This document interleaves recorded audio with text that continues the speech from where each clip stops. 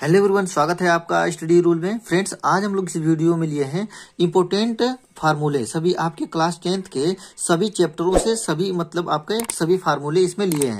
इसमें आपके 101 फार्मूला लिया गया है, ठीक है। तो इस वीडियो को आप अंत तक देखिएगा। ये आपको वीडियो बहुत ही लाभकारी होगा, क्योंकि आपके एग्जाम में केवल 10 दिन और बचे हैं। तो इस वीडियो को आप 1-2 बार जरूर देखिएगा, आपको फार्मूले अच्छी तरीके से याद हो जाएगा, ठीक है। तो शुरू करते हैं हम लोग। पहला आपका देखिए है आपका भाज्य। भाज्य बराबर क्या होता है आपका? भाज्य बराबर होता है भागफल। क्या होता है आपका? भागफल। भाज्य बराबर भागफल गुणे भाजक, ठीक है। यही होता है आपका ना, भाजक गुणे भागफल या भागफल गुणे ये करेंगे, ठीक है। भाजक और प्लस क्या होता है आपका? शेषफल, ठीक है। यही होता है आपका प्लस क्या होता है आपका? शेषफल, ठीक। और इसी को हम लोग डी बराबर क्या लिखते हैं? डी बराबर स्मॉल डी मल्टीप्लाई क्यू अब प्लस आर। आर मतलब रिमाइंडर हो जाएगा, ठीक है। अब देखिए दूसरा क्या है, तीसरा फार्मूला हम देखेंगे क्या है? पहली संख्या गुणे दूसरी संख्या। पहली संख्या गुणे दूसरी संख्या बराबर क्या होता है आपका? HCF गुणते एलसीएम। यही होता है आपका HCF गुणते एलसीएम। यही होता है आपका फार्मूला एलसीएम और एनसीएम का। तो आप फिर अगला क्या है, देखिए फार्मूला कि a प्लस बी का whole square. a plus B का होल स्क्वायर आपका क्या होता है कि a square plus B square plus 2ab। यही होता है आपका फार्मूला। अब देखिए a प्लस बी का whole cube. a plus B का होल क्यू क्या होता है आपका कि AQ plus BQ plus 3AB bracket में a प्लस b, ठीक है। कहीं कहीं आपको मिलेगा कि इसका मल्टीप्लाई अंदर मल्टीप्लाई कर दिया जाता है, ठीक है। तो आप अंदर मल्टीप्लाई भी कर सकते हैं। अब देखिए फिर क्या है, अगला है आपका कि शून्यकों का योगफल। शून्यकों का योगफल मतलब क्या होता है कि मूलों का योगफल। ये द्विघात समीकरण से लिया गया फार्मूला आपका। तो शून्यकों का योगफल आपका क्या होगा? -b/a, -b/a, ठीक है। तो ऐसे ही क्या है आपका मूलों का गुणनफल क्या होता है आपका? c/a, ठीक है। मूलों का गुणनफल कितना होता है आपका? c/a, ठीक है। अगला है आपका कि द्विघात बहुपद। द्विघात बहुपद आपका क्या होता है? द्विघात बहुपद निकालने के लिए क्या होता है? x² माइनस क्या होता है? अल्फा प्लस बीटा मतलब मूलों का योगफल, ठीक है, इंटू x करेंगे। अब प्लस मूलों का गुणनफल करेंगे अल्फा इंटू बीटा। ये किसके बराबर होता है आपका? 0 के बराबर होता है, ठीक है। आपका अगला सूत्र है क्या है? त्रिघात बहुपद। त्रिघात बहुपद के लिए क्या होता है कि x³ इसमें होता है। त्रिघात मतलब 3 घात होगा, ठीक है। माइनस क्या होगा? मूलों का योगफल alpha plus beta plus gamma. इसमें 3 मूल होंगे तो इसीलिए अल्फा बीटा और गामा लिया गया है। इंटू ये रहेगा आपका x², ठीक है। प्लस करेंगे, फिर ये जो वाला होता है alpha beta plus beta gamma plus gamma और अल्फा। ये होगा आपका एक ब्रैकेट में। यहाँ पे ब्रैकेट के बंद करेंगे तो यहाँ पे लगाएंगे x, ठीक है। और माइनस होता है, यहाँ पे माइनस होता है तो माइनस को हम लोग नीचे लिख दे रहे हैं। ये होता है आपका alpha into beta into gamma equal to कितना होता है आपका? 0 के बराबर होता है, ठीक है। अब देखिए इसमें भी मूलों का योगफल के लिए फार्मूला है आपका alpha plus beta plus gamma. तो मूलों का योगफल के लिए क्या फार्मूला होता है इसका? -b/a, ठीक है। अब देखिए दो मूलों का गुणनफल का योग क्या होता है आपका? ये होता है फार्मूला इनका c/a। और मूलों का गुणनफल क्या होता है? तो ये होता है -d/a। ये होता है आपका -d/a, ठीक है। ये वीडियो थोड़ा लंबा होगा, लेकिन आपको सभी फार्मूले इस वीडियो में मिल जाएंगे। एक ही वीडियो में समझिए पूरे आपके हाई स्कूल के जितने भी फार्मूले हैं इसमें मिल जाएंगे आपको, ठीक है। इसीलिए आप इस वीडियो को पूरा अंत तक देखिएगा, आपको पूरा अच्छी तरीके से फार्मूले याद हो जाएंगे, ठीक है। फिर है देखिए ये है आपका द्विघात समीकरण के से a/a2 बराबर b1/b2 बराबर c1/c2। तो इसमें क्या होता है कि इसमें रेखाएं क्या होंगी? संपाती होंगी, ठीक है। क्या होंगी आपकी? ऊपर कर लेते हैं। तो इसमें क्या होंगी? रेखाएं संपाती होंगी, ठीक है। संपाती होंगी और इसमें कितने हल होंगे? तो इसमें अनंत हल होंगे, ठीक है। इसमें कौन से हल होंगे? तो अनंत हल होने का मतलब कि बहुत से हल होंगे, ठीक है। और देखिए फिर अगला है क्या है कि a1/a2 is not equal to b1/b2 बराबर c1/c2। इसमें क्या होंगे? तो इसमें केवल एक हल होगा। क्या होगा? केवल एक हल, केवल एक हल होगा और इसमें क्या होंगी, रेखाएं प्रतिच्छेदित करेंगी। ठीक है, प्रतिच्छेदी करेंगी, इसमें आपका प्रतिच्छेदी करेंगे मतलब एक दूसरे को काटेंगे। ठीक है, और देखिए तीसरा क्या है आपका 15 नंबर कि A1/A2 equal to B1/B2 equal to C1/C2। ठीक है, यहाँ पे क्या होगा, ये ऐसे ये नहीं होगा, नॉट इक्वल टू C1/C2। जब ऐसे रहेगा तब क्या होगा, ये परस्पर समांतर होंगे। क्या होंगे, परस्पर समांतर।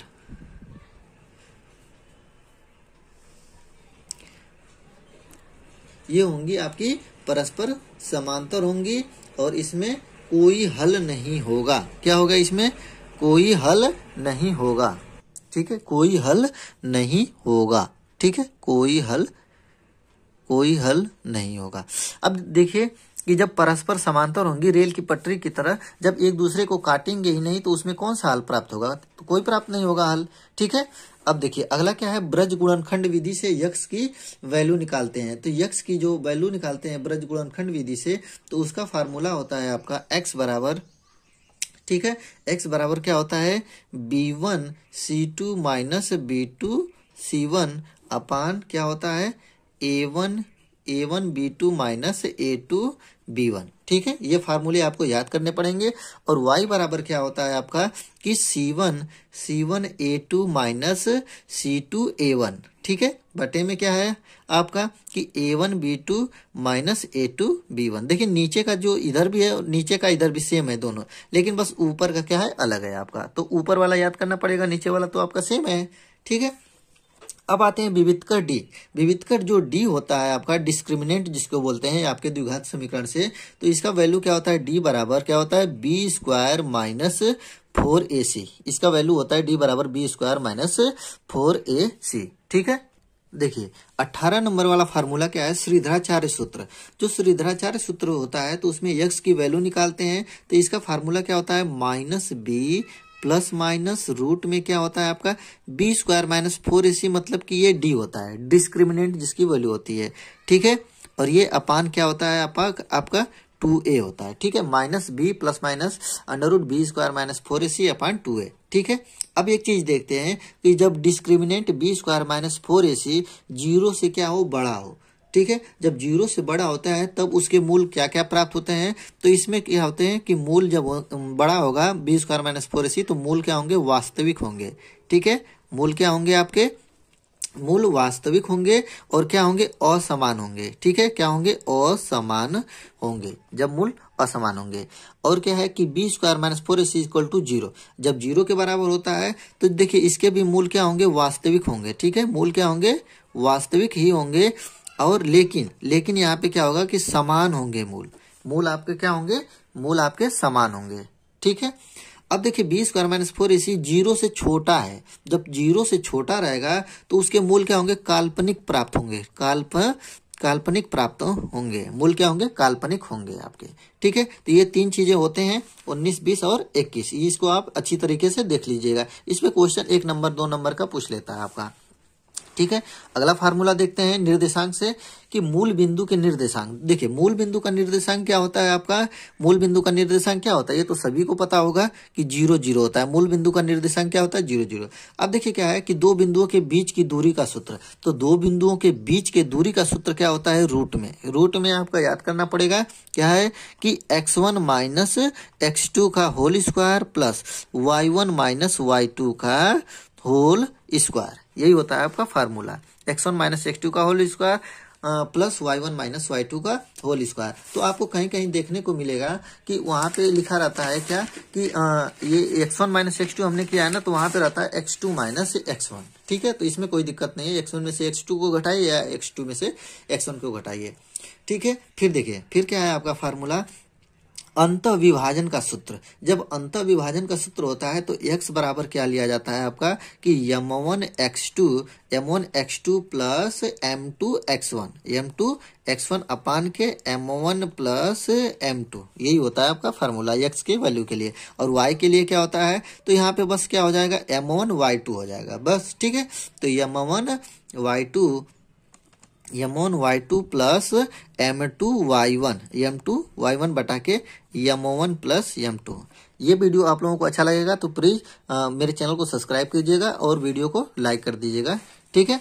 और देखिए 25 नंबर का क्या है फार्मूला आपका कि मध्य विभाजन का सूत्र। तो ठीक है, देखिए मध्य विभाजन के सूत्र के लिए क्या होगा कि मध्य विभाजन के जब सूत्र होता है तो वहां पे होता है आपका x1 प्लस x2 अपान के 2 होता है, और y बराबर क्या होता है y1 प्लस y2 अपान के 2 हो जाएगा, ठीक है।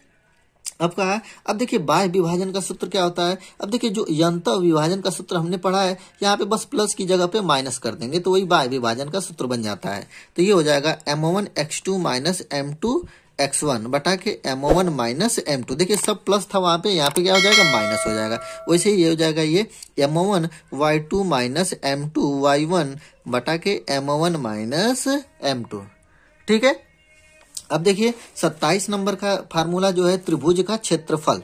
तो देखिए त्रिभुज का क्षेत्रफल जो होता है जब बिंदु दिए होते हैं, तब जब बिंदु दिए रहेंगे आपके x1 y1 x2 y2 और x3 y3, तब उसके लिए फार्मूला होता है आपका, देखिए क्या होता है कि 1/2 यहाँ पे बड़ा वाला ब्रैकेट लगाएंगे, ठीक है, x1 और यहाँ पे हो जाएगा y2 माइनस y1। ये चीज आप सीरियल वाइज याद कर लेंगे तो ये बहुत आसान होता है फार्मूला, बस देखने में बड़े बड़े लगते हैं, ठीक है। ये हो गया आपका, फिर प्लस करेंगे, ठीक, प्लस x1 हो गया था, अब क्या लिखेंगे x2 लिखेंगे। अब देखिए y2 y1 फिर y1 y2, मतलब ये हो जाएगा y2 माइनस y1 हमने कर लिया है। फिर होगा क्या कि y3 माइनस, अच्छा ये चीज हो गया था ये, हाँ आपका y2 माइनस, यहाँ पे y1 नहीं y3 होगा, ठीक है, y2 minus y3 plus x2। अब यहाँ पे लिखेंगे क्या y3 माइनस y1। अब x2 यहाँ पे प्लस किया था, अब क्या लिखेंगे x3 लिखेंगे, और यहाँ पे क्या कर लेंगे y1 माइनस y2 और बड़े वाले ब्रैकेट को बंद कर देंगे। तो ये बन गया आपका त्रिभुज का क्षेत्रफल का फार्मूला। अब आता है आपका, अब है आपका त्रिभुज के केंद्रक का फार्मूला। तो देखिए त्रिभुज के जो केंद्रक का फार्मूला होता है, ये होता है आपका फार्मूला कि x1 plus x2 plus x3 अपान के 3, ठीक है। और वैसी तरह y1 plus y2 plus y3 अपान के 3। ये था आपका त्रिभुज के केंद्रक का सूत्र। तो अब क्या है अगला आपका कि मूल बिंदु से दूरी। अब देखिए मूल बिंदु से दूरी का फार्मूला क्या हो जाएगा आपका। तो देखिए जो मूल बिंदु से दूरी होता है उसके लिए फार्मूला होता है आपका कि x square plus Y square. बहुत ही सिंपल होता है, जैसे हमने पढ़ा था दो बिंदुओं के बीच की दूरी का सूत्र, वहीं पे मूल बिंदु से निकाल देंगे तो 0 0 रखेंगे, ठीक है। तो 0 0 रखेंगे तो ये हम लोगों को प्राप्त होगा रूट में x square plus Y square, ठीक है। अगला फार्मूला 30 नंबर देखते हैं। अब देखिए मेंसुरेशन से हमारा 30 नंबर का ये फार्मूला है कि आयत का क्षेत्रफल। आयत का क्षेत्रफल तो सभी लोगों को पता होगा कि आयत का क्षेत्रफल क्या होता है। तो आयत का जो क्षेत्रफल होता है वो होता है आपका कि लंबाई गुणित चौड़ाई, यही होता है आपका आयत का क्षेत्रफल। और आयत का परिमाप क्या होता है, तो आयत का परिमाप के लिए 2 क्वेश्चन में लंबाई धन चौड़ाई। चौड़ाई के लिए आपका जो लिखते हैं L प्लस W भी लिखते हैं या B भी लिखते हैं, ठीक है, L प्लस B, ठीक है। 2 क्वेश्चन में लंबाई धन चौड़ाई, ये होता है आयत का परिमाप। फिर क्या होता है आपका आयत का विकर्ण। तो आयत का जो विकर्ण होता है उसके लिए फार्मूला होता है कि रूट में लंबाई का वर्ग अधन चौड़ाई का वर्ग, ठीक है, रूट में लंबाई का वर्ग धन चौड़ाई का वर्ग। और एक चीज होता है ये कर्ण का वर्ग बराबर क्या होता है आपका फार्मूला कि आधार का वर्ग प्लस लंब का वर्ग, ये होता है आपका कर्ण का वर्ग। अब देखिए आता है त्रिभुज का क्षेत्रफल। तो देखिए जो त्रिभुज का क्षेत्रफल, एक तो हमने देखा था कि जब निर्देशांक दिए होते हैं, और ये क्या होता है जब इसमें लंबाई दिया होता है तब ये त्रिभुज का क्षेत्रफल निकालते हैं। तो इसका फार्मूला होता है 1/2 गुणित आधार गुणित ऊंचाई, 1/2 गुणित आधार गुणित ऊंचाई, ठीक है। तो इसमें देखिए सभी फार्मूले हैं, थोड़ा सा वीडियो लंबा होगा लेकिन आपको धैर्य बना के देखना पड़ेगा। धैर्य बना के देखेंगे तो आपका एक वीडियो में सारे आपके 10th के जितने भी फार्मूले हैं ये आपको इस वीडियो में मिलने वाला है, ठीक है। तो देखिए फिर क्या होता है, दूरी का फार्मूला क्या होता है कि दूरी बराबर क्या होता है चाल गुणित समय। दूरी बराबर चाल गुणित समय, ये होता है आपका दूरी बराबर चाल गुणित समय। वैसे ही हम लोग निकाल सकते हैं क्या चाल का भी फार्मूला कि चाल बराबर क्या हो जाएगा दूरी बटा के समय, इधर आएगा तो बटा में हो जाएगा, ठीक है। अब वैसे देखिए a माइनस बी का होल स्क्वायर तो सभी लोगों को पता होगा कि a square plus B square minus 2ab हो जाता है, यहाँ पे बस माइनस लग जाता है आपका, ठीक है। और उसे आप देखिए अब आते हैं हम लोग समांतर माध्य का जो फार्मूले होते हैं उसमें समांतर d बराबर, ठीक है, समांतर d बराबर जो होता है आपका फार्मूला वो होता है आपका कि a2 माइनस a1। जब जो कोई पद दिया रहता है तो उसमें से अगले वाले पद में से उसके जस्ट पिछले वाले पद को माइनस कर देंगे तो वहां से सार्वंतर निकल जाता है, ठीक है। अब आता है कि यनवा पद के लिए फार्मूला क्या होता है, यनवा पद निकालना रहे तब क्या होता है, तो उसके लिए फार्मूला या लास्ट पद वाला, ठीक है, लास्ट पद हमको निकालना है तब भी फार्मूला यही लगाएंगे और यनवा पद निकालना रहेगा तब भी यही फार्मूला लगाएंगे। तो ये होता है a plus n minus 1 into D, ये होता है आपका यनवा फार्मूला के लिए। कहीं कहीं पे यहाँ पे tn लिखा रहता है, tn, ठीक है, tn बराबर a plus n minus 1 into D. अब देखिए यहाँ पे क्या यस्यन क्या होता है कि उसके सभी योग क्या होंगे, योग निकालने के लिए ये समांतर माध्य के योगफल का सूत्र है। तो जोड़ निकालने के लिए क्या करेंगे, इसके लिए फार्मूला होता है कि n/2 ब्रैकेट में 2a plus n minus 1 into D, ये होता है आपका फार्मूला n/2 ब्रैकेट में 2a plus n minus 1 into D, ठीक है। या इसी को हम लोग लिख सकते हैं क्या कि n/2 a प्लस यल भी लिख सकते हैं। यल बराबर यहाँ से देखिए 2a को हम a प्लस a लिख सकते हैं, तो a तो एक बाहर हो जाएगा और a plus n minus 1 into D इसी के बराबर होता है, यल बराबर, तो यहीं पे हो गया n/2 a प्लस यल, ठीक है, समझ जाएंगे आप लोग। फिर अगला है आपका 40 नंबर का, देखिए 40 नंबर क्या है आपका, समचतुर्भुज का क्षेत्रफल। ये तो सभी आसान है, सभी लोगों को पता होगा, ठीक है। तो क्या होता है आपका समचतुर्भुज का क्षेत्रफल, तो समचतुर्भुज का जो क्षेत्रफल होता है वो होता है 1/2 गुणते d1 गुणते d2। जहाँ पे d1 d2 क्या है भैया, तो d1 d2 है उस समचतुर्भुज के विकर्ण, ठीक है, समचतुर्भुज के विकर्ण है आपके, तो उसी को हम लिखते हैं d1 d2। फिर क्या है आपका समलंब चतुर्भुज का क्षेत्रफल क्या होता है, तो समलंब चतुर्भुज का क्षेत्रफल होता है 1/2 गुणते समांतर भुजाओं का योग, ठीक है, समांतर जो भुजाएं होती हैं वो उसको लिखते हैं समांतर भुजाओं का योग, समांतर भुजाओं का योग गुणते लंबवत दूरी, जो लंबवत दूरी को h भी लिख सकते हैं, ठीक है, गुणे h, ठीक है, ये होता है 1/2 गुणे समांतर भुजाओं का योग गुणे लंबवत दूरी। अब आते हैं 42 नंबर पे, तो 42 नंबर देखिए क्या है आपका कि लंब आधार कर्ण के आधार पर हम लोग जानते हैं। अब एक चीज इसमें एक फार्मूला होता है आपका लाल बटा कक्का, लाल बटा के कक्का, ये आपको फार्मूले याद हो जाएंगे तो इसको हम लोग आसानी से कर लेंगे। कैसे करेंगे, देखिए क्या होता है आपका साइन थीटा बराबर क्या होता है लंब बटा कर्ण, पहला वाला लेंगे लंब बटा कर्ण, ठीक है, पहला वाला लेंगे लंब बटा के कर्ण, ठीक। और कास थीटा बराबर क्या होता है, कास थीटा दूसरे वाले को ले लीजिए आप आधार बटा कर्ण, साइन थीटा लंब बटा कर्ण और कास थीटा बराबर आधार बटा के कर्ण, दो चीज हो गया। अब आता है टेन थीटा, तो टेन थीटा बराबर क्या होता है, तीसरा वाला ले लीजिए लंब बटा आधार, तो इसी को लिखेंगे लंब बटे के आधार, ठीक है, समझ में आ रहा होगा आप लोगों को। कोसेक थीटा क्या होता है, साइन थीटा का जस्ट उल्टा होता है, तो यहाँ पे लंब बटा कर्ण है तो इसको क्या लिखेंगे कर्ण बटा के लंब, क्या लिखेंगे कर्ण बटा के लंब, ठीक। और इसी का जस्ट इसको भी उल्टा कर देंगे तो सेक थीटा बराबर क्या हो जाएगा कर्ण बटा के आधार, ठीक है। और कॉट थीटा क्या हो जाएगा आपका कि आधार बटा के लंब, आधार बटा के क्या हो जाएगा आपका लंब हो जाएगा, ठीक, समझ में आ गया। अब आते हैं 43 नंबर। 43 नंबर क्या होता है, इसमें आपके 101 हमने लिए हैं फार्मूले, ठीक है, तो आपको इसको धैर्य बना के पूरा वीडियो देखिए, बहुत ही ये मजा आने वाला है आप लोगों को, ठीक है। तो देखिए साइन थीटा क्या होता है, साइन थीटा होता है 1 के साइन का किसका उल्टा होता है, कोसेक का उल्टा होता है, तो साइन थीटा बराबर क्या हो जाएगा 1 कोसेक थीटा, ठीक है। वैसे ही देखिए कॉस थीटा क्या होता है, कॉस थीटा को हम लिखेंगे 1 सेक थीटा, ठीक है, 1 सेक थीटा, क्योंकि सेक और कॉस क्या होता है एक दूसरे के उल्टा होते हैं, व्युत्क्रम, इसीलिए हमने लिया है व्युत्क्रम, ठीक है। और टेन थीटा क्या होता है, किसका उल्टा होता है कोट का, तो इसको लिखेंगे कोट थीटा, टेन थीटा बराबर 1 और इसको क्या लिखेंगे कोसेक थीटा किसका उल्टा होता है साइन का, तो 1 यहाँ पे लिख देंगे साइन थीटा और इसको लिखेंगे 1 के कॉस थीटा, ठीक है। और कॉट को क्या लिखेंगे 1 टेन थीटा। मैं भी सोच रहा हूँ जल्दी खत्म हो, ठीक है, आप लोगों को कम समय में आपको सभी फार्मूले मिल जाएं, ठीक है। तो 43 नंबर हो गया। अब चलते हैं 44 नंबर पे। देखिए 44 नंबर क्या होता है आपका, वर्ग के आधार पे हमने लिया है यहाँ पे, ठीक है। वर्ग के आधार पे मतलब क्या होता है कि sine square theta plus cos square theta बराबर कितना होता है 1। ये तो सभी लोगों को पता होता है, ठीक है। और देखिए साइन स्क्वायर थीटा बराबर क्या जब लेंगे तो इसे क्या करेंगे, कास स्क्वायर थीटा को आगे ले जाएंगे मतलब दूसरे तरफ, तो क्या हो जाएगा 1 माइनस कॉस स्क्वायर थीटा, इसको लिख सकते हैं। और साइन थीटा बराबर क्या हो जाएगा, तो जब स्क्वायर हट जाएगा तो यहाँ पे क्या हो जाएगा, रूट लग जाएगा, ठीक है। चादर ओढ़ लेगा 1 माइनस कॉस स्क्वायर थीटा, ठीक है। वैसे ही देखिए दूसरा फार्मूला होता है sec square theta minus tan square theta बराबर क्या होता है 1 होता है, ये भी क्या होता है 1 होता है। और यहाँ पे देखिए सेक स्क्वायर थीटा जब लेंगे तो टेन स्क्वायर उधर जाएगा तो ये हो जाएगा 1 प्लस टेन स्क्वायर थीटा हो जाएगा आपका 1 प्लस टेन स्क्वायर थीटा।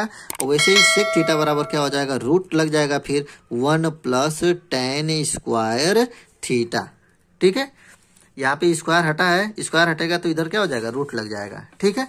अब देखिए अगला क्या है तीसरा कि cosec square theta minus cot square theta बराबर यहाँ भी क्या होता है 1 होता है। और कोसेक स्क्वायर थीटा बराबर ये हो जाएगा 1 प्लस कोट स्क्वायर थीटा, इसको इधर ले आए राइट हैंड साइड।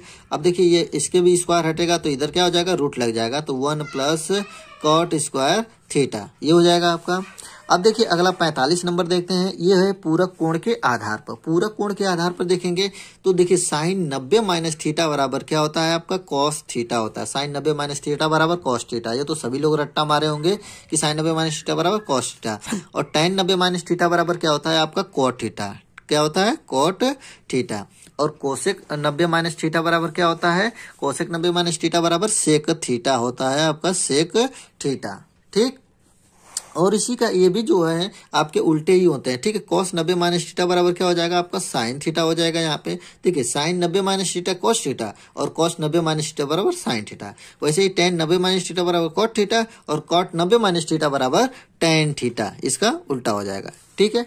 वैसे ये भी है आपका कि कोसेक 90 माइनस थीटा बराबर सेक थीटा और सेक 90 माइनस थीटा बराबर कोसेक थीटा, क्या हो जाएगा आपका कोसेक थीटा, ठीक। इतना हो गया आपका। अब आते हैं 46 नंबर सारणी के आधार पर। ये तो सभी लोग याद किए होंगे, बहुत से लोग याद किए होंगे। अब देखिए साइन 0 अंश का मान कितना होता है, तो साइन 0 अंश का मान 0 होता है, ठीक है। साइन 30 अंश का मान कितना होता है 1/2 होता है। साइन 45 अंश का मान कितना होता है 1 बटा करनी में 2 होता है। और साइन 60 अंश का मान करनी में 3/2 होता है। साइन 90 अंश का मान क्या होता है आपका 1 लिया जाता है, ठीक। इतना हो गया आपका। देखिए अब ये बस साइन का आप लोग याद कर लिए तो आप समझिए ये पूरा सारणी आप लोग आसानी से भर सकते हैं, सारणी को पूरे अच्छी तरीके से भर सकते हैं, बस साइन वाला याद कर लेंगे तब। तो साइन 0 हो गया 1/2, 1 बटा करनी में 2, करनी में 3/2 और ये कॉस थीटा को क्या करते हैं इसी को उल्टा से लिख देते हैं। मतलब यहाँ पे 90 को 1 था तो यहाँ पे 0 का क्या हो जाएगा 1 हो जाएगा। इसी का फिर उसके बाद किसका नंबर है करनी में 3/2, तो यहाँ पे हो जाएगा कॉस 30 अंश का मान करनी में 3/2। फिर ये वाला तो उसी नंबर पे आएगा तो 1 बटा करनी में 2 ही रहेगा। फिर ये वाला यहाँ पे चला आएगा 1/2 और ये वाला यहाँ पे चला आएगा 0, ठीक है। साइन का हमने पहले ही लिखा था और फिर कॉस को क्या कर दिया यहाँ पे उल्टा, मतलब पीछे से हमने इसको लिख दिया पूरा। अब देखिए टैन थीटा क्या होता है कि टैन थीटा का वैल्यू जो होता है वो साइन थीटा बटा के कॉस थीटा होता है। तो साइन मतलब कि 0 बटा के 1, तो 0 आ जाएगा, 0 में 1 का भाग देंगे तो क्या हो जाएगा 0 ही हो जाएगा। और देखिए यहाँ पे इसको इसमें भाग देंगे तो कितना हो जाएगा आपका, तो ये 2 ऊपर चला जाएगा, 2 कट जाएगा तो 1 बटा करनी में 3 हो जाएगा। कितना हो जाएगा 1 बटा करनी में 3। और tan 45 अंश का मान कितना होता है 1 होता है, ये तो सभी लोग याद किए होंगे। tan 45 अंश का मान कितना होता है 1 होता है। और tan 60 अंश का मान कितना हो जाता है, यहाँ पे देखिए 1 बटा करनी में 3 है ना, तो यहाँ पे क्या हो जाएगा बस करनी में 3 हो जाएगा। साइन 60 अंश का मान कितना हो जाएगा, अरे tan 60 अंश का मान, तो tan 60 अंश का मान जो हो जाएगा आपका बस रूट में 3 हो जाएगा, ठीक है। और यहाँ पे देखिए 1 बटा के 0, जब 1 बटा के 0 हो जाता है, जब नीचे 0 लग जाएगा तो आपका ये इनफाइनाइट हो जाता है। इनफाइनाइट इसको बोलते हैं या अपरिभाषित बोलते हैं, क्या बोलते हैं आपका अपरिभाषित या इनफाइनाइट, ठीक है। तो इसको ऐसे लिखेंगे ऐसे। अब देखिए जो कोसेक थीटा है वो किसका उल्टा होता है, आपको जानते ही होंगे कि साइन का उल्टा क्या होता है कोसेक होता है। तो साइन का उल्टा जब कोसेक होता है, जब साइन का मान 0 हो गया तो इसको क्या लिखेंगे 1 बटा के 0, ठीक है। सभी को 1 बटा के रूप में लिख लीजिए। तो 1 बटा 0 करेंगे तो 0 नीचे आ जाएगा, तो कोसेक 0 अंश का मान भी क्या हो जाएगा इनफाइनाइट हो जाएगा, ठीक है। तो कोसेक 0 अंश का मान भी इनफाइनाइट आ जाएगा। और देखिए 1/2 को उल्टा करेंगे तो क्या हो जाएगा, 2 हो जाएगा। 1 कर्ण में 2 का उल्टा करेंगे तो क्या हो जाएगा, कर्ण में 2 हो जाएगा। इसका उल्टा करेंगे तो 2 कर्ण में 3 हो जाएगा। और इसका उल्टा करेंगे तो 1 ही होगा, क्योंकि 1/1 बराबर 1 ही होगा। ठीक है, आया आपको समझ में। अब देखिए कॉट थीटा पे आते हैं, तो टेन थीटा का उल्टा क्या होता है, कॉट थीटा। टेन थीटा का उल्टा कॉट थीटा, तो कॉट थीटा भी लिखेंगे। देखिए यहाँ पे क्या है, 0 अंश, तो 1/0 करेंगे तो ये भी क्या हो जाएगा, इनफाइनाइट हो जाएगा। 1/0 करेंगे तो इनफाइनाइट हो जाएगा। अब इसको 1 करेंगे तो कर्ण में 3 बस हो जाएगा। इसको करेंगे तो 1 ही होगा। यहाँ पे देखिए कर्ण में 3 है, इसको 1 के रूप में लिखेंगे तो 1 के कर्ण में 3 हो जाएगा। और इसको करेंगे तो यहाँ पे वैल्यू हो जाएगी आपकी 0। क्या हो जाएगी आपकी, 0। ठीक, इतना आपको समझ में आ गया। अब बच गया कौन सा, सेक थीटा। तो सेक थीटा किसका उल्टा होता है, आपको याद करना पड़ेगा। सेक थीटा किसका उल्टा है, तो कॉस का उल्टा होता है। तो कॉस का देखिए, कॉस का यहाँ पे 1 है तो यहाँ भी कितना हो जाएगा, 1/1 1 ही होगा। ये हो जाएगा कितना, 2 कर्ण में 3 हो जाएगा। 2 के कर्ण में 3 हो जाएगा ना, क्योंकि देखिए 1 के रूप में लिखेंगे तो ये 2 ऊपर चला जाएगा और कर्ण में 3 क्या हो जाएगा, नीचे चला आएगा। ठीक है, तो कॉस का उल्टा होता है आपका सेक। ठीक, अब देखिए ये है आपका 1 कर्ण में 2। 1 कर्ण में 2 का उल्टा करेंगे तो क्या हो जाएगा, कर्ण में 2 ही तो होगा है। और देखिए यहाँ पे क्या है, कॉस का 1/2। 1/2 का उल्टा करेंगे तो कितना हो जाएगा आपका, 2 हो जाएगा। ठीक है, और 0 का 1/0 के रूप में लिखेंगे तो यहाँ भी क्या हो जाएगा, इनफाइनाइट और परिभाषित के रूप में प्राप्त हो जाएगा। ठीक, तो ये था आपका ये थे आपके हो गए सेक थीटा। सभी का वैल्यू आप निकाल लिए। अब देखिए अब आता है नंबर 47 नंबर। ठीक है, 47 नंबर क्या होता है कि टेन थीटा बराबर क्या होता है, फार्मूला साइन थीटा बटा के कॉस थीटा। साइन थीटा बटा के कॉस थीटा। और कॉट थीटा बराबर क्या होता है, जस्ट इसी का उल्टा होता है। तो कॉट थीटा बराबर क्या लिखेंगे, कॉस थीटा बटा के साइन थीटा, नीचे हो जाएगा। ठीक है, यही हो जाएगा आपका कॉस थीटा बटा के साइन थीटा।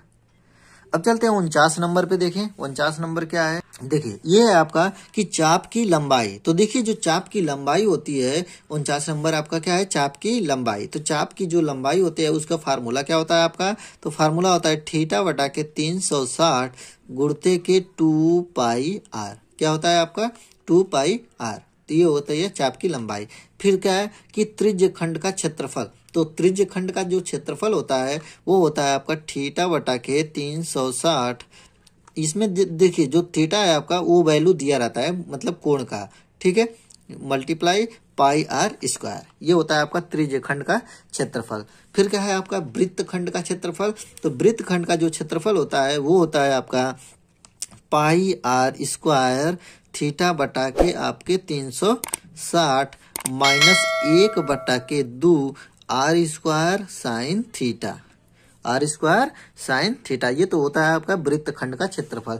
अब आता है चतुर्थांश का क्षेत्रफल। तो जो चतुर्थांश का क्षेत्रफल होता है वो होता है, देखिए चतुर्थांश मतलब क्या होता है, चौथा भाग। तो इसीलिए इसका हो जाता है क्या, 1/4 πr²। मतलब πr² के क्षेत्रफल मतलब वृत्त के क्षेत्रफल का 1/4वां भाग वही चतुर्थांश का क्षेत्रफल हो जाता है। अब देखिए जो वृत्त का व्यास क्या होता है, तो 2 गुणित त्रिज्या, मतलब वृत्त की त्रिज्या को 2 गुणित त्रिज्या, या इसको लिखते हैं 2r लिखेंगे ना। अब आता है वृत्त की परिधि। तो देखिए वृत्त की परिधि क्या होती है, 2πr।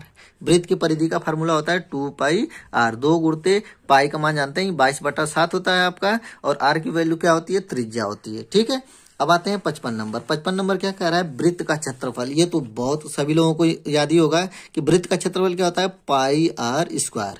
क्या होता है वृत्त का क्षेत्रफल, πr²। ठीक है, इसमें हमने जो भी फार्मूले लिए हैं आपके पूरे बुक से, सिलेबस से लिया गया है। ठीक है, एनसीईआरटी बुक से। अब देखिए क्या है कि वलय का क्षेत्रफल। तो वलय का जो क्षेत्रफल होता है वो मतलब वलय क्या होता है, एक तरह से रिंग, एक तरह से रिंग आप समझिए। जो रिंग होता है वो खाली रहेगा, रिंग। ठीक है, तो वलय का जो क्षेत्रफल होता है πR मतलब क्या होता है, बड़े वाले वृत्त का त्रिज्या माइनस छोटे वाले वृत्त की त्रिज्या। ठीक है, ये होता है वलय। मतलब कि वलय ऐसे हो जाएगा आपका, देखिए ऐसे। और ये पूरा आपका मतलब भरा, एक तरह से आप समझिए कंगन जो होता है। ठीक, तो ये हो जाएगा आपका वलय। तो अब देखिए क्या है आपका कि अर्धवृत्त का क्षेत्रफल। अब लिखेंगे कि अर्धवृत्त का क्षेत्रफल क्या होता है। तो देखिए अर्धवृत्त का जो क्षेत्रफल होता है वो होता है, वृत्त के क्षेत्रफल को आधा कर दीजिए pi R square, 1/2 pi R square. ठीक है। अब क्या है अर्धवृत्त की परिधि। अब देखिए अर्धवृत्त की परिधि का जो फार्मूला होता है वो होता है पाई आर प्लस 2r। ठीक है। अर्धवृत्त की परिधि क्या होती है पाई आर प्लस 2r। अब आते हैं वर्ग का क्षेत्रफल। इसको तो सभी लोग जानते हैं। वर्ग का क्षेत्रफल क्या होता है भुजा गुणते भुजा, मतलब भुजा का स्क्वायर। फिर क्या है वर्ग का विकर्ण। वर्ग का विकर्ण क्या होता है कि भुजा गुणते कर्णी में 2, भुजा गुणे कर्णी में 2 होता है। ठीक है। अब आते हैं समबाहु त्रिभुज का क्षेत्रफल। तो समबाहु त्रिभुज का क्षेत्रफल होता है जो वो होता है आपका कर्णी में 3/4 गुणते भुजा का वर्ग, गुणते भुजा का वर्ग। ये होता है समबाहु त्रिभुज का क्षेत्रफल। अब आते हैं घन से संबंधित फार्मूले। ठीक है। 62 नंबर को देखेंगे। अब देखिए 62 नंबर को देखेंगे हम लोग। 62 नंबर आपका जो है कि घन का कुल पृष्ठीय क्षेत्रफल। जो घन होते हैं उसमें कितने पृष्ठ होते हैं तो 6 पृष्ठ होता है उसमें। ठीक है। 6 पृष्ठ होता है, इसीलिए यहाँ पे हो जाता है 6 गुणते भुजा का वर्ग, मतलब a स्क्वायर। क्योंकि घन में क्या होती है सभी भुजाएं क्या होती हैं समान होती हैं, इसीलिए हमने 6 गुणते भुजा स्क्वायर। अब देखिए घन का वक्र पृष्ठीय क्षेत्रफल। तो जो देखिए घन का जो वक्र पृष्ठीय क्षेत्रफल होता है उसका फार्मूला होता है कि 4 गुणते भुजा स्क्वायर। ये होता है वक्र पृष्ठीय क्षेत्रफल। अब घन का आयतन में बराबर क्या होता है, घन का आयतन जो होता है भुजा के पावर 3। ठीक है। यही होता है घन का क्यूब, भुजा का घन। अब आता है घन का विकर्ण। तो ये घन का विकर्ण बराबर क्या होता है भुजा गुणते कर्णी में 3। वहां पे क्या था वर्ग का विकर्ण के लिए कर्णी में 2 मल्टीप्लाई किए थे। यहाँ पे जो घन का विकर्ण होता है वो भुजा गुणे कर्णी में 3। अब देखते हैं 66 नंबर क्या है आपका। ये 66 नंबर है घनाभ का कुल पृष्ठीय क्षेत्रफल। अब देखिए जो घनाभ होता है वो घनाभ का कुल पृष्ठीय क्षेत्रफल निकालने के लिए जो फार्मूला, इसमें देखिए क्या होता है घनाभ में लंबाई चौड़ाई ऊंचाई तीनों क्या होते हैं, तीनों दिए रहते हैं। लेकिन घन में क्या होता है कि सभी भुजाएं आपस में समान होती हैं। ठीक। तो अब आते हैं घनाभ का कुल पृष्ठीय क्षेत्रफल का जो फार्मूला होता है वो फार्मूला है आपका कि 2 ब्रैकेट में लंबाई गुणते चौड़ाई। ठीक है। 2 गुणे लंबाई गुणे चौड़ाई plus b into H plus H into L. समझ में आ रहा है। ये होता है लंबाई, ये चौड़ाई है और एच क्या है आपकी ऊंचाई है। ठीक। तो 2 ब्रैकेट में ये हो जाएगा 66 नंबर। अब देखते हैं 67 नंबर कौन सा है फार्मूला। देखिए 67 क्या है आपका कि घनाभ का वक्र पृष्ठीय। देखिए घनाभ का हमने कुल पृष्ठीय क्षेत्रफल देख लिया। अब घनाभ का वक्र पृष्ठीय क्षेत्रफल। तो जो घनाभ का वक्र पृष्ठीय क्षेत्रफल होता है वो उसका फार्मूला होता है 2 गुणते ब्रैकेट में होता है यल प्लस बी, मतलब लंबाई प्लस चौड़ाई और गुणे ऊंचाई होता है। ठीक है। अब देखते हैं घनाभ का आयतन। तो घनाभ का आयतन क्या होता है कि लंबाई गुणते चौड़ाई गुणते ऊंचाई। इसमें 3 बीमाएं दी रहती हैं तो लंबाई चौड़ाई ऊंचाई हो गया। फिर क्या होता है आपका घनाभ का विकर्ण। तो घनाभ का जो विकर्ण का फार्मूला होता है वो ब्रैकेट में होता है आपका क्या होता है एल का स्क्वायर प्लस बी का स्क्वायर प्लस एच का स्क्वायर। इस पे एक आता है क्वेश्चन आता है। कौन सा क्वेश्चन कि किसी रूम में कितनी बड़ी सी बड़ी बांस रखा जाए, उसके लिए फार्मूला यही विकर्ण वाला फार्मूला लगता है। ठीक है। जैसे मतलब घर का दे देगा कि लंबाई इतनी है चौड़ाई इतनी है ऊंचाई इतनी है, तो उसमें कितने बड़े से बड़े बांस को रखा जा सकता है या बम्बू को कितने बड़े बड़े रखा जा सकता है। तो इस 69 वाला उस पे फार्मूला काम कर देगा आपका। ठीक है। अब आता है कि बेलन का कुल पृष्ठीय क्षेत्रफल। अब बेलन में आते हैं। बेलन का कुल पृष्ठीय क्षेत्रफल मतलब होता है बेलन का संपूर्ण पृष्ठ। ठीक है। आप यहाँ भी समझ सकते हैं कि बेलन का संपूर्ण पृष्ठ क्या होता है। तो देखिए बेलन में क्या होता है दो वृत्त ऊपर और नीचे होते हैं और उसका वक्र पृष्ठ होता है। तो वक्र पृष्ठ का फार्मूला क्या होता है 2 पाई आर एच होता है। अब प्लस 2 वृत्त ऊपर नीचे होते हैं तो उसके लिए 2 पाई आर स्क्वायर हो जाता है। तो इसी में से 2 पाई आर कॉमन कर लेते हैं तो यहाँ से फार्मूला बन जाता है। ठीक है। तो ये हो जाएगा। और बेलन का वक्र पृष्ठ का फार्मूला तो यही होता है। तो वक्र पृष्ठ का फार्मूला क्या है 2 पाई आर एच। ठीक है। ऐसे याद करेंगे फार्मूले तो आपके दिमाग में बना रहेगा। ठीक है कि 2 पाई आर एच क्या होता है वक्र पृष्ठ होता है। और ये 2 पाई आर स्क्वायर कहाँ से आया है तो जो बेलन होता है उसके ऊपर वाला वृत्त और उसके नीचे वाले वृत्त को लिया गया है, इसीलिए 2 पाई आर स्क्वायर लिया गया है। ठीक। बेलन का आयतन। 72 नंबर देखेंगे तो 72 नंबर आपका क्या है, बेलन का आयतन। तो बेलन का आयतन के लिए फार्मूला होता है, बेलन का आयतन के लिए फार्मूला क्या होता है आपका, पाई आर स्क्वायर एच होता है। ठीक है, पाई आर स्क्वायर एच। अब आते हैं शंकु का पृष्ठीय क्षेत्रफल। अब शंकु के बारे में आ गया। ठीक है, 73 नंबर क्या है, शंकु के। अभी हमने बेलन के बारे में पढ़ा, अब क्या पढ़ेंगे, शंकु का। तो शंकु का जो आपका सबसे पहले है शंकु का कुल पृष्ठीय क्षेत्रफल। तो शंकु का कुल पृष्ठीय क्षेत्रफल होता है आपका कि 2 पाई, शंकु का कुल पृष्ठीय क्षेत्रफल 2 नहीं होता है इसमें। ठीक है, pi R square plus pi R L. अब देखेंगे कि पाई आर यल कहाँ से आया। तो देखिए जो शंकु होता है, शंकु के नीचे जो होता है वो पाई आर स्क्वायर होता है। ठीक है, वृत्त होता है, और ये क्या होता है, वक्र पृष्ठ होता है, पाई आर यल। वक्र पृष्ठ क्या होता है, पाई आर यल। मतलब ये जो 74 नंबर का जो फार्मूला बनेगा, शंकु का वक्र पृष्ठीय क्षेत्रफल क्या होता है, पाई आर यल, पाई आर यल। देखिए पाई आर यल में पाई आर स्क्वायर को जोड़ दिया तो उसका संपूर्ण पृष्ठ बन गया। ठीक है, 75 नंबर देखेंगे कि शंकु का आयतन। शंकु का आयतन क्या होता है, तो देखिए जो शंकु का आयतन होता है वो 1/3 पाई आर स्क्वायर एच होता है। 1/3 पाई आर स्क्वायर एच। ठीक है, शंकु का आयतन 1/3 पाई आर स्क्वायर एच। अब आते हैं शंकु का तिर्यक ऊंचाई यल। शंकु का जो तिर्यक ऊंचाई यल होता है उसका जो फार्मूला होता है रूट में H square plus R square. H क्या है, आपकी ऊंचाई है, और आर क्या है, उसका त्रिज्या है। ठीक है, H square plus R square. अब आते हैं गोला। गोला के बारे में हम लोग पढ़ेंगे। ठीक है, गोला क्या होता है, एक भरा हुआ गोला, उसको गोला बोला जाता है। ठीक है, गोला भी आपका वृत्त की तरह ही होता है लेकिन वो ठोस होता है। ठीक है, गोला आपके ठोस होता है। तो अब आते हैं गोला का आयतन। तो गोला का जो आयतन होता है वो होता है आपका 4/3 पाई आर क्यू। गोला का आयतन क्या होता है, 4/3 पाई आर क्यू। ठीक है, अब आता है गोला का पृष्ठीय क्षेत्रफल। तो जो गोला का जो पृष्ठीय क्षेत्रफल होता है वो होता है आपका 4 पाई आर स्क्वायर। ठीक है, क्या होता है, 4 पाई आर स्क्वायर। और गोला का वक्र पृष्ठ कितना होता है, तो ये भी आपका 4 पाई आर ही स्क्वायर होता है। अब देखिए इसमें क्या होता है, वक्र पृष्ठ और इसका संपूर्ण पृष्ठ दोनों समान होता है गोला का। ठीक है, अब आते हैं 80 नंबर। 80 नंबर क्या है आपका कि वृत्तीय आधार का क्षेत्रफल। अब देखिए वृत्तीय आधार का क्षेत्रफल क्या होता है, वृत्तीय आधार तो वृत्त ही होता है, तो वृत्त का क्षेत्रफल क्या होता है, पाई आर स्क्वायर। तो यहाँ पे लिख लेंगे पाई आर स्क्वायर। ठीक है, अब देखेंगे 81 नंबर। 81 नंबर क्या है आपका कि अर्धगोला का आयतन। अब देखिए यहाँ पे क्या है, अर्धगोला है, तो अर्धगोला का जो आयतन होता है वो हो जाएगा आपका 2/3 pi R cube. 2/3 pi R cube. अब देखिए यहाँ पे क्या है, गोला का आयतन जो हमने पढ़ा था वो 4/3 पाई आर क्यू था, तो उसमें आधा कर दिए इसलिए 2/3 पाई आर क्यू ये बन गया। ठीक है, अब आता है कि कुल अर्धगोला का कुल पृष्ठीय क्षेत्रफल। तो अर्धगोला का जो कुल पृष्ठीय क्षेत्रफल होता है वो 3 पाई आर स्क्वायर होता है। क्या होता है, 3 पाई आर स्क्वायर। अब देखिए 83 नंबर क्या है, अर्धगोला का वक्र पृष्ठ। अर्धगोला का वक्र पृष्ठ होता है 2 पाई आर स्क्वायर। अर्धगोला का वक्र पृष्ठ क्या होता है, 2 पाई आर स्क्वायर। तो ये था आपका 83 नंबर। और 84 नंबर पे देखते हैं छिन्नक। ठीक है, देखिए छिन्नक का तिर्यक ऊंचाई, इसमें देखेंगे 84 नंबर पे छिन्नक का तिर्यक ऊंचाई यल बराबर जो फार्मूला होता है रूट में क्या होता है, H square plus capital R का स्क्वायर माइनस स्मॉल आर का स्क्वायर। ये होता है आपका फार्मूला। ठीक है, अब छिन्नक का तिर्यक वक्र पृष्ठीय क्षेत्रफल। वक्र पृष्ठीय क्षेत्रफल क्या होता है कि ये होता है आपका पाई इंटू यल, अब ब्रैकेट में आर प्लस स्मॉल आर। ठीक है, स्मॉल आर। अब आता है छिन्नक का कुल पृष्ठीय क्षेत्रफल। तो देखिए छिन्नक का जो कुल पृष्ठीय क्षेत्रफल का जो फार्मूला होता है ये थोड़ा सा लंबा होता है।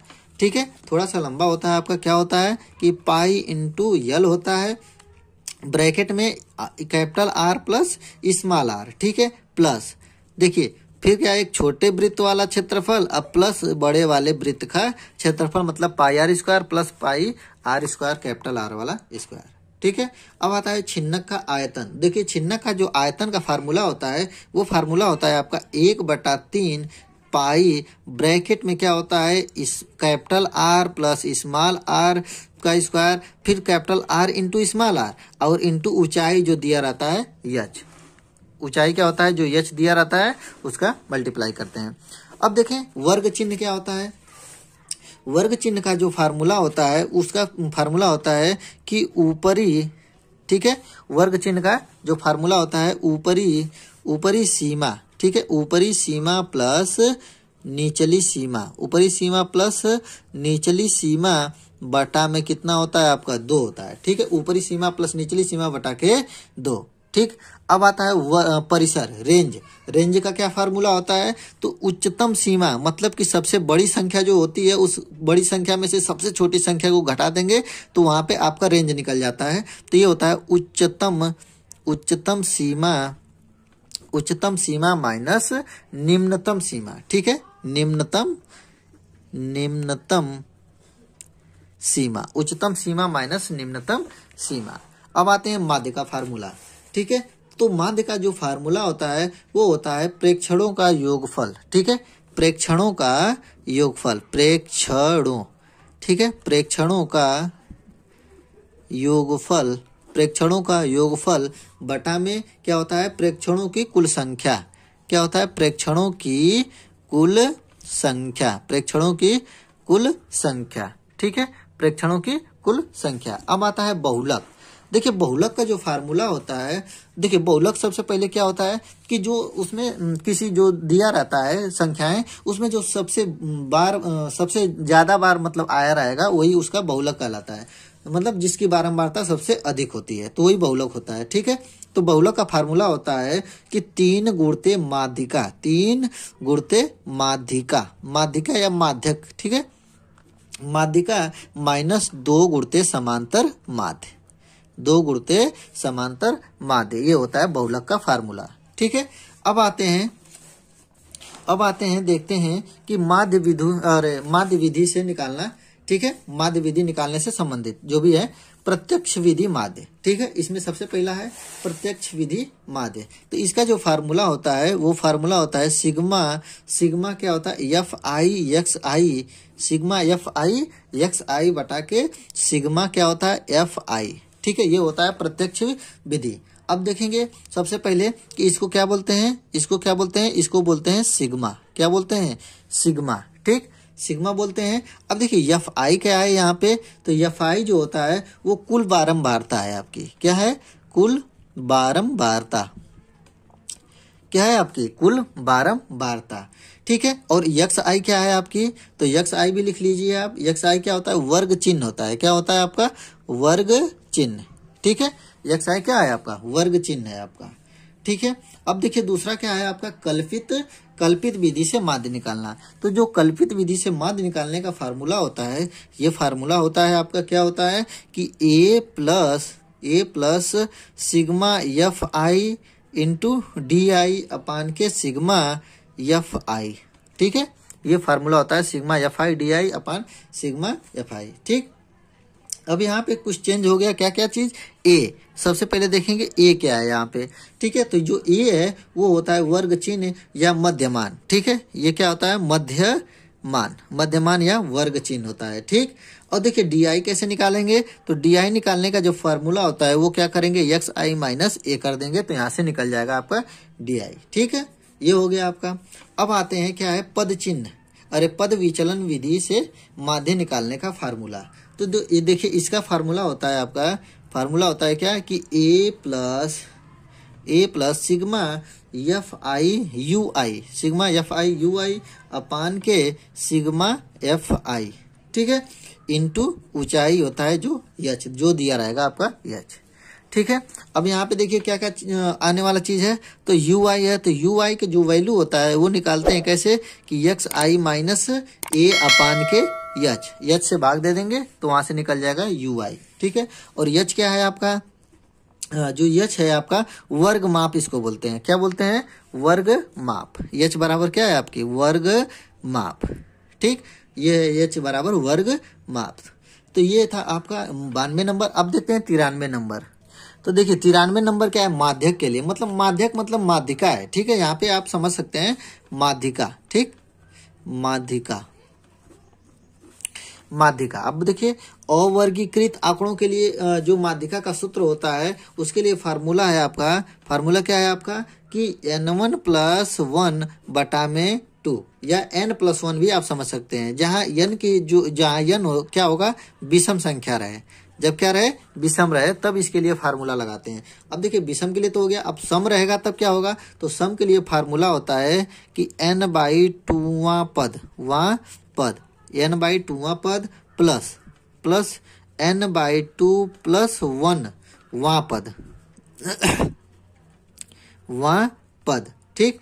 इसी में क्या करेंगे, 2 से भाग दे देंगे तो वहां से निकल जाएगा माध्यिका, ठीक है, माध्यिका निकल जाएगा। और यहाँ पे लिखेंगे क्या कि n जब क्या हो, सम रहे, क्या n क्या रहेगा आपका, सम रहेगा, तब इसके लिए फार्मूला लगता है। तो ये था आपका अवर्गीकृत के लिए। अब क्या करेंगे, वर्गीकृत के लिए क्या होता है फार्मूला, ठीक है।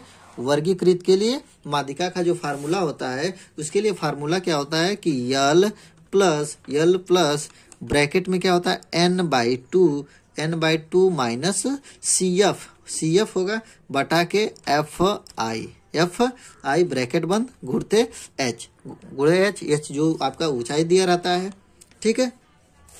अब जो यल, आप देखिए इसमें क्या है, यल क्या है, तो यल के लिए लिखेंगे यहाँ पे, तो यल बराबर लिख लीजिए कि जो यल है आपका, यल क्या है आपका कि माध्यक वर्ग की निम्न सीमा है। क्या है आपकी निम्न सीमा, माध्यक वर्ग की निम्न सीमा। और यन क्या है आपका, तो यन बराबर लिख लीजिए, जो यन क्या है, बारंबारताओं का योग, ठीक है। यह है बारंबारताओं का योग, ठीक, बारंबारताओं का योग। और यहाँ पे जो CF दिया है, CF क्या है, तो CF है माध्यम वर्ग की ठीक पहले की संचयी बारंबारता, ठीक है। माध्यक वर्ग की ठीक पहले की जो सीमा रहेगी, ठीक पहले की संचयी बारंबारता, ठीक। ये हो गया आपका। अब आते हैं 94 नंबर पे, ठीक है। अब आते हैं 94 नंबर क्या है, बहुलक के लिए। अब यहाँ पे क्या है, बहुलक के लिए देखेंगे। देखिए अवर्गीकृत के लिए क्या होता है बहुलक, तो देखिए जो बहुलक होता है जिसकी बारंबारता अधिक हो, क्या होती है कि जिसकी बारंबारता अधिक हो, जिसकी बारंबारता अधिक हो, ठीक है। ये होता है आपका बहुलक, ठीक है, जिसकी बारंबारता अधिक हो। और इसके क्या है, वर्गीकृत के लिए क्या करेंगे, तो वर्गीकृत के लिए इसका फार्मूला होता है आपका बहुलक का क्या फार्मूला होता है कि L प्लस ब्रैकेट में F1 माइनस F0 बटा के क्या होता है आपका कि 2 into F1 minus F0 minus F2 अगुणते H, ऊंचाई जो होता है आपका H, ये होता है आपका फार्मूला। तो यल क्या होता है, बहुलक वर्ग की निम्न सीमा, ठीक है। यल बराबर ऊपर भी हमने बताया, यल क्या होता है, बहुलक वर्ग की निम्न सीमा होती है, ठीक है। यल क्या होती है, निम्न सीमा होता है। और F1 क्या है, बहुलक वर्ग की बारंबारता है, बहुलक वर्ग की बारंबारता, ये तो आपको पहले बताया था, F1 बराबर बहुलक वर्ग की बारंबारता, ठीक है। और यहाँ पे है जो F0 है बहुलक वर्ग की ठीक पहले की बारंबारता, और F2 का है बहुलक वर्ग की ठीक बाद की बारंबारता, और H क्या है, वर्ग माप या वर्ग अंतराल आपको बताया था, ठीक है। अब आते हैं मिलान चिन्ह, ठीक है। अब क्या है आपका मिलान चिन्ह। मिलान चिन्ह में जैसे मान लीजिए 5 को हमको मिलान चिन्ह के हिसाब से देखना है, तो क्या करेंगे, इसमें क्या करते हैं कि देखिए 1 1 2 3 4, इसको ऐसे काट देंगे तो ये 5 बन जाता है, ठीक है। 1 2 3 4 5 काट देंगे तो, ठीक है। अब देखिए क्या है कि ताश में कुल कितने पत्ते होते हैं, तो 52 पत्ते होते हैं, ठीक है। ताश में कुल कितने पत्ते होते हैं, तो 52 पत्ते होते हैं। अब देखिए जो प्रायिकता का जो फार्मूला होता है, इसमें प्रायिकता का फार्मूला होता है अभिप्रयोगों की संख्या, ठीक है। अभिप्रयोगों की संख्या बटा के कुल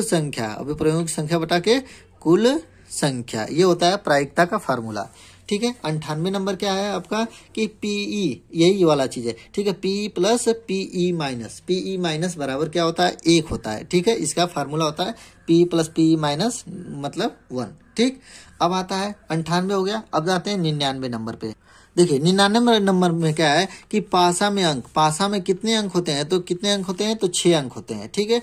और सिक्का के कितने पहलू होते हैं, 2 पहलू होते हैं, हेड और टेल, हेड और टेल होते हैं। और असंभव घटना की प्रायिकता कितनी होती है आपकी? 0 होती है, और असंभव घटना की संख्या 0 होती है। तो ये वीडियो आप लोगों को अच्छा ही लगा होगा। यदि वीडियो आपको अच्छा लगता है तो प्लीज लाइक करें। यदि आप मेरे चैनल पर नए हैं तो प्लीज चैनल को सब्सक्राइब कर लीजिएगा। मिलते हैं अगले वीडियो में, तब तक के लिए जय हिंद, जय भारत।